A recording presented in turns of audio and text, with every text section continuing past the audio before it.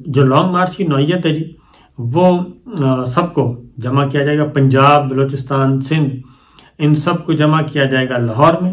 اور خیبر پختونخوا سے الگ شرکاء آئیں گے اور ادھر سے لاہور سے الگ نکلیں گے، اور یہ سب اسلام آباد کے داخلی راستوں پہ آ کے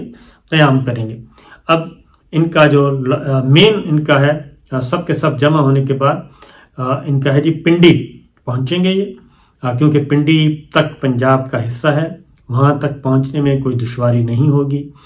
بذریعہ جی ٹی روڈ آئیں گے یہ،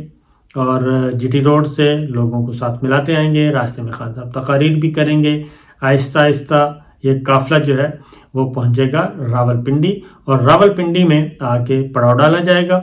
اس کے بعد پھر آگے فردر ڈیسائیڈ کیا جائے گا، ڈیمانڈ پیش کی جائیں گے، اس کے بعد ڈیسائیڈ کیا جائے گا کہ انہوں نے اسلام آباد جانا ہے یا پھر پنڈی میں ہی اپنا احتجاج جاری رکھنا ہے۔